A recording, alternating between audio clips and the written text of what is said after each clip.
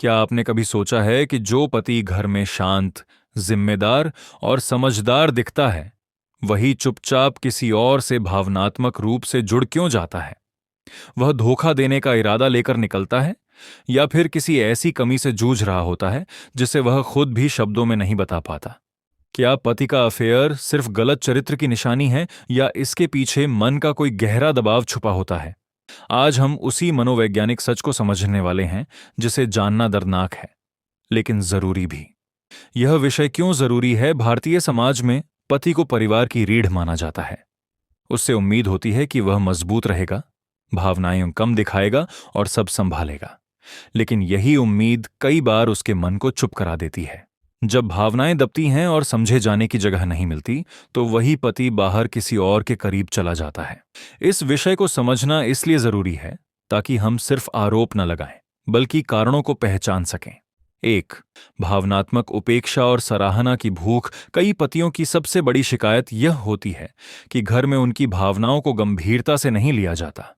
उन्हें लगता है कि उनसे सिर्फ जिम्मेदारियां निभाने की उम्मीद की जाती है। जब कोई बाहर का व्यक्ति उनकी बात ध्यान से सुनता है, तो वही सुनना उनके लिए सुकून बन जाता है। यहीं से भावनात्मक जुड़ाव शुरू होता है। हर इंसान चाहता है कि उसकी मेहनत और कोशिश को सराहा जाए। जब पति को घर में यह एहसास नहीं मिलता, तो उसका मन धीरे धीरे खाली होने लगता है। ऑफिस या बाहर मिलने वाली तारीफ उसे फिर से खास महसूस कराती है। यह छोटी सी सराहना आगे चलकर गहरे जुड़ाव में बदल सकती है। 2.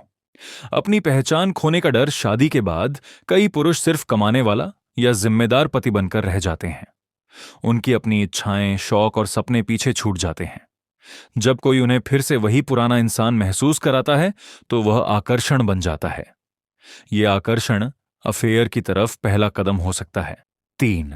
संवाद की कमी। बहुत से पति अपनी परेशानी खुलकर कहना नहीं जानते।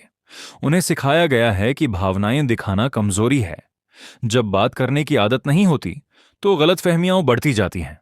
फिर वही पति बाहर उस इंसान को ढूंढता है जिसके सामने वह खुद को खोल सके। 4. रोजमर्रा की थकान और ऊब। एक जैसी दिनचर्या, काम का दबाव और घर की जिम्मेदारियां मन को थका देती हैं। पति खुद नहीं समझ पाता कि वह क्यों चिड़चिड़ा या खाली महसूस कर रहा है। अफेयर उसे कुछ समय के लिए हल्कापन और नयापन देता है, लेकिन यह राहत अस्थायी होती है।